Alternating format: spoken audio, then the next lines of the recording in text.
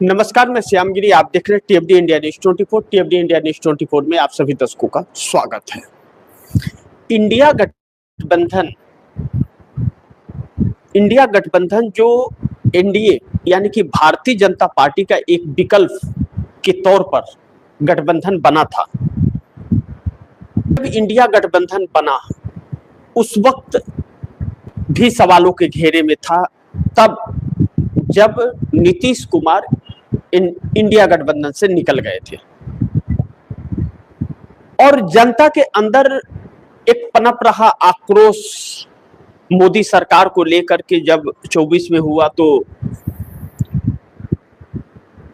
एक नया गठबंधन बनाने की कवायद चली, थर्ड फ्रंट, जिसको लेकर के अरविंद केजरीवाल, ममता बनर्जी और अखिलेश यादव जैसे लोग सक्रिय थे। उस थर्ड फ्रंट की कल्पना जो की जा रही थी, जब उसमें नीतीश से बात हुई तो नीतीश ने साफ कहा कि कांग्रेस के बगैर तो किसी फ्रंट का कोई मतलब ही नहीं होगा, क्योंकि वह राष्ट्रीय पार्टी है और पूरे देश की पार्टी है। बगैर कांग्रेस के भारतीय जनता पार्टी के सत्ता को हटा पाना इम्पॉसिबल है। तब कांग्रेस का जिक्र हुआ तो नीतीश कुमार ने कहा, सलमान खुर्शीद गए हुए थे तो कहे कि मैं बात करूंगा, बिहार गए हुए थे तो। लेकिन कांग्रेस का यूपीए पहले था, जो 2 बार यूपीए की गवर्नमेंट बनी। सोनिया गांधी उसकी राष्ट्रीय अध्यक्ष बनी और मनमोहन सिंह के नेतृत्व में सरकार 10 सालों तक चली। लेकिन इंडिया गठबंधन बना, कांग्रेस ने रजामंदी दी। लेकिन नीतीश कुमार को जो संयोजक बनाने की कोशिश कांग्रेस ने की तो ममता बनर्जी ने विरोध कर दिया। और जिस दिन नीतीश कुमार को संयोजक घोषित करना था, ममता बनर्जी नहीं आई तो कांग्रेस ने कहा कि जब तक सारी पार्टियां नहीं रहेंगी एक साथ, तब तक मैं घोषणा नहीं कर सकता। मैं तैयार हूं लेकिन मैं घोषणा नहीं कर सकता। ऐसे में नीतीश कुमार इंडिया गठबंधन से निकल गए, यानी कि कांग्रेस ने ईमानदारी दिखाई। लेकिन 2 चीजें, जैसा मैंने आप दर्शकों को कहा कि इंडिया गठबंधन से दूरी राहुल बना लेंगे, कांग्रेस का यह फैसला होता हुआ नजर आ रहा है, इस पर विचार कर रही है और जेएनजी का मिलेगा साथ राहुल को। जब मोदी सरकार बन जाने के रिजल्ट आ जाने के बाद 2024 का, तब भी नीतीश और नायडू के लिए संभावनाएं थी इंडिया गठबंधन के साथ आने का। लेकिन उस वक्त समस्याएं थी कि राष्ट्रपति महोदया single largest party Bharatiya Janata party को 240 सांसद होने की वजह से उसे ही निमंत्रण देती, फिर संकट पैदा हो जाता तोड़फोड़ का। लेकिन सरकार बनने के बाद 3 बार वह मौके इंडिया गठबंधन के हाथ आए, जब इंडिया गठबंधन मोदी सरकार को हटा करके अपना सरकार बना सकता था। लेकिन उन तीनों बार कभी ममता ने तो कभी अरविंद ने, केजरीवाल ने तो कभी समाजवादी पार्टी ने साथ नहीं दिया। यह बात कही जाती है अंदर से जानकारों के अनुसार। लेकिन कांग्रेस फिर भी बनी रही। इंडिया गठबंधन कांग्रेस की वजह से मजबूत थी और राहुल गांधी की वजह से क्षेत्रीय दलों को फायदा हुआ। जैसे अखिलेश यादव 2019 में मायावती के साथ चुनाव लड़के मात्र 5 लोकसभा की सीटें लाए और मायावती का बहुजन समाज पार्टी 10 लोकसभा की सीटें 2019 में लाई।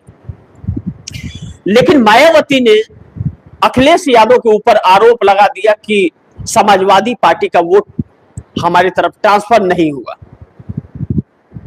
गजब की लीला है ना।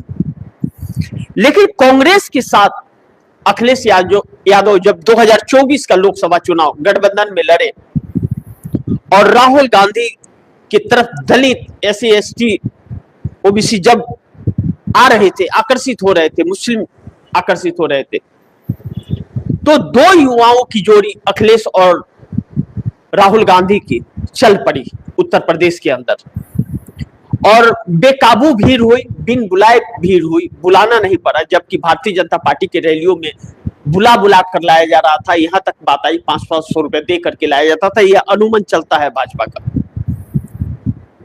अखिलेश यादव देश के नंबर 3 पार्टी बनकर के राहुल गांधी के वजह से उभरे।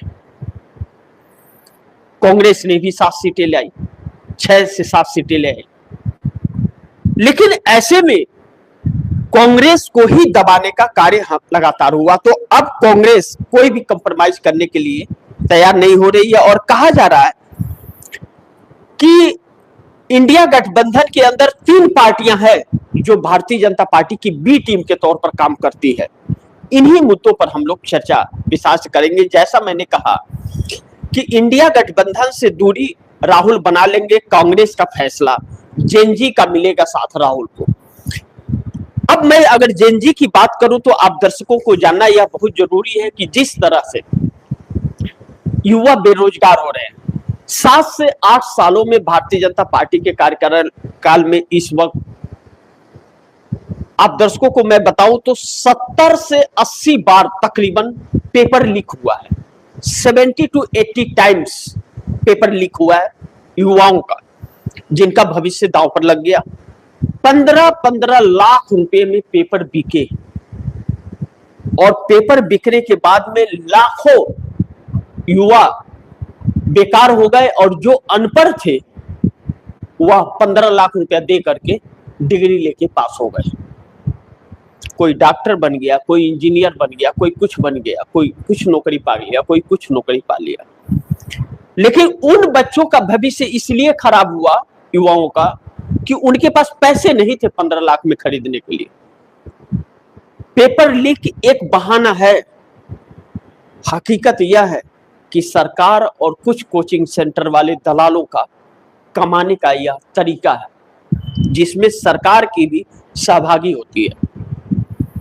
नहीं तो यूं ही नहीं पेपर लीक हो जाएगा, और पेपर लीक हो गया तो क्या वह पेपर दोबारा होता है? आप सोचिए, एक भी ऐसा केस आपने देखा? 70-80 बार पेपर लीक हुआ है नरेंद्र मोदी के कार्यकाल में, एक भी पेपर फिर दोबारा हुआ क्या? नहीं हुआ। तो ऐसे में लाखों युवाओं के भविष्य दांव पर लग रहे हैं। ऐसे में जब 3 बी टीम है इंडिया गठबंधन के अंदर, जो राज्यों में तो भारतीय जनता पार्टी के खिलाफ आक्रामक तेवर अपनाए रहती है, लेकिन कहीं ना कहीं अंदर कंप्रोमाइज होता है, और यही चीज बंगाल में नजर आ रही है। चर्चा इस बात की है 100% कि कंप्रोमाइज हो चुका है, लेकिन कुछ पार्टियां कंप्रोमाइज के बाद भी वह जीत नहीं सकती, उन्हें खत्म करने की भारतीय जनता पार्टी कोशिश करती है। ऐसे में कांग्रेस, जो जिससे क्षेत्रीय दलों को लाभ तो मिलता है, लेकिन वह क्षेत्रीय दल कांग्रेस को ही आरोपी करते कि कांग्रेस की वजह से हम हार रहे हैं या हमारी सीटें कम हो गई है। जैसा मैंने उदाहरण मायावती और अखिलेश का दिया कि अखिलेश के वोट ट्रांसफर हुए मायावती को, अखिलेश से ज्यादा, समाजवादी पार्टी से ज्यादा बहुजन समाज पार्टी को 2019 में सांसद चुन करके आए, उसके 10 और समाजवादी पार्टी के 5। लेकिन मायावती ने क्या कहा कि समाजवादी पार्टी का वोट ट्रांसफर नहीं हुआ, लेकिन राहुल गांधी ने कहा क्या? समाजवादी पार्टी का वोट हमें ट्रांसफर नहीं हुआ, और हमारा वोट ट्रांसफर हुआ इसलिए 37 आए। नहीं, मिल करके जो जैसा लड़ा उसके हिसाब से बचा। जबकि अखिलेश यादव ने कांग्रेस के साथ नाइंसाफी की। कांग्रेस राष्ट्रीय दल थी तो उन्हें कम सीटें दी और अपने ज्यादा, लेकिन अकेले अगर अखिलेश लड़े होते तो शायद वह नहीं आते इस मुकाम पर। लेकिन फिर भी कांग्रेस ने कुछ नहीं कहा। लेकिन जब केंद्र की बात आती है तो यह सब पीछे हट जाते हैं, कहीं ना कहीं कंप्रोमाइज कुछ हो जाता है। ऐसे में कांग्रेस अब इंडिया गठबंधन से दूरी बना रही है।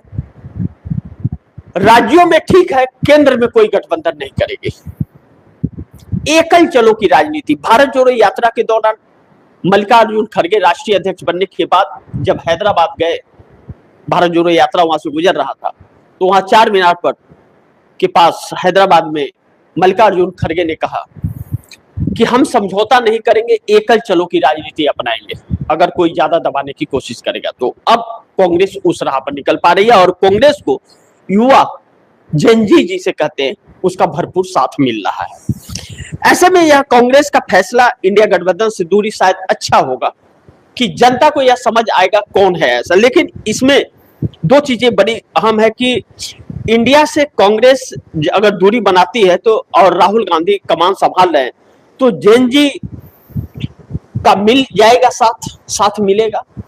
जिस तरह से इसे हमें समझने की जरूरत है कि जिस तरह से कांग्रेस युवाओं के मुद्दों को उठाती है और जिस तरह मजदूरों के से जाकर के घुल मिल जाते हैं कांग्रेस राहुल गांधी, और दलित का भी एक साथ मिलता है, और शिक्षा पर या स्वास्थ्य पर या जिस तरह से बेरोजगारी बढ़ रही है, महंगाई बढ़ रही है और कांग्रेस डट करके मुकाबला करती है मोदी सरकार के। बाकी किसी क्षेत्रीय दल की हिम्मत नहीं है डट के खड़ी हो जाए। एक बार डपट दे अमित शाह तो सब भाग पर आते हैं, एक आकर के छोटा प्रेस कॉन्फ्रेंस दे करके भाग खड़े होते हैं। लेकिन सड़क पर कौन नजर आता है? राहुल गांधी। केस किसके ऊपर किए जाते हैं? राहुल गांधी के ऊपर। तो फिर जब अकेले झेलना है और सामना करना है तो हम अकेले ही देख लेंगे। कांग्रेस 350 लोकसभा सीटों पर अकेले चुनाव लड़ती है। कितना पर? 350 पर। 543 में 350 पर अकेले चुनाव लड़ती है। भारतीय जनता पार्टी से सीधी फाइट होती है। अब आप दर्शकों को मैं बताऊं कि कांग्रेस का फैसला इंडिया से अलग होने का बीजेपी को भारी नुकसान होगा। मैं एक फिगर आप दर्शकों को के सामने रखता हूं जो आप दर्शक समझिए। लोकसभा और विधानसभा का मैं सिर्फ उत्तर प्रदेश का एक समीकरण आपके सामने रख देता हूं। आप दर्शक इससे समझ करके सारे देश का समीकरण समझ जाएंगे। पूरे देश का एक एक राज्य का करूंगा तो काफी वक्त लगेगा। आप सोचिए, मैं 2007 से आप दर्शकों को कर देता हूं कि 2007 विधानसभा में भारतीय जनता पार्टी को 51 सीट मिला था, वोट प्रतिशत 17% था। समाजवादी पार्टी को 97 था, 25% वोट प्रतिशत था। और बहुजन समाज पार्टी को 206 सीटें आई थी, 30% वोट प्रतिशत था। और कांग्रेस को 22 सीट आई थी, 9% वोट प्रतिशत था। विधानसभा की बात है यह।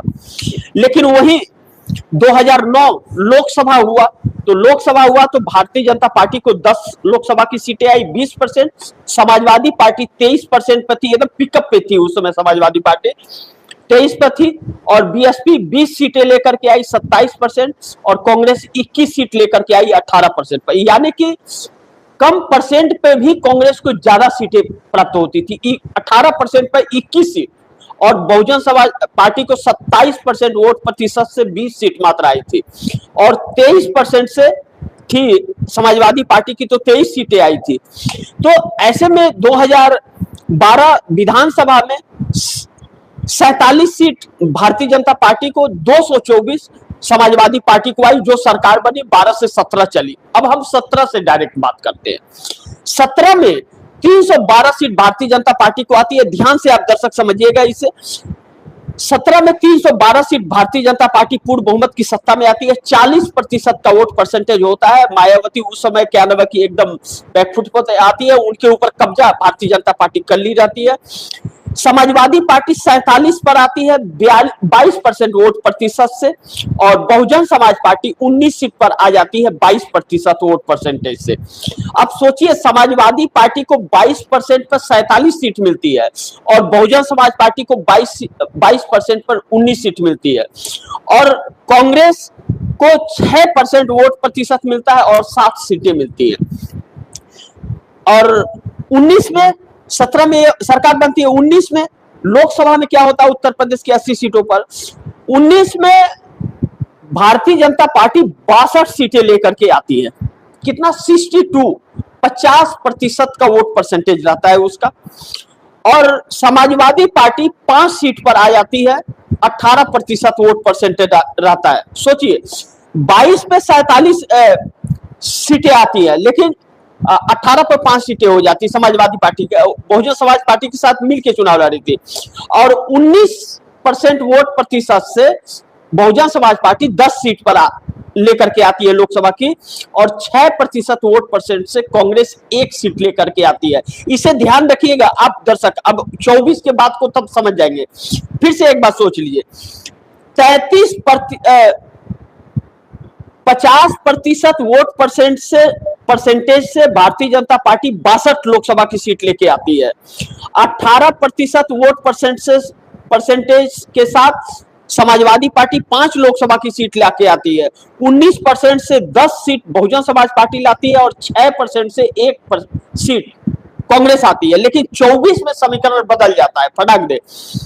भारतीय जनता पार्टी जो 19 में 50% थी, उससे 41% आती है, 62 से 33 सीटें हो जाती हैं।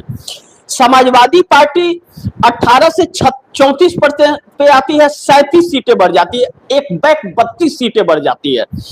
और बहुजन समाज पार्टी 10% से 0 पे आ जाती है और कांग्रेस को मात्र 9% वोट परसेंट मिलता है और 6 लोकसभा की सीटें ले आती है। यानी कि कांग्रेस का फायदा क्षेत्रीय दलों को मिलता है। अब कांग्रेस जब अकेले चुनाव लड़ेगी लोकसभा की, तो फिर क्षेत्रीय दलों को न तो कांग्रेस पर आरोप लगाने को मिलेगा और इनकी सारी पोल पट्टी खुल जाएगी। अब ऐसे में यह चीजें मैं क्यों बताया हूं, यह इसलिए बताया हूं कि जो लोग कहते हैं कि कांग्रेस की वजह से इन्हें नुकसान होता है, यह क्षेत्रीय दलें जानबूझ के कांग्रेस को कमजोर कर रही है। और जैसे मैं दूसरे पॉइंट्स में अगर आप दर्शकों को बताऊं, पहला पॉइंट बताऊं कि कांग्रेस का फैसला इंडिया से अलग होने का बीजेपी को भारी नुकसान होगा। भाजपा यही नहीं चाहती कि कांग्रेस से सीधी फाइट हो भाजपा का। अब क्योंकि जिस तरह से मोदी का जनाधार गिर रहा है और राहुल गांधी का क्रेज बढ़ रहा है सोशल मीडिया पे, राहुल गांधी को सुनने वाले ज्यादा है और नरेंद्र मोदी की तस्वीर देख करके लोग भाग जाते हैं।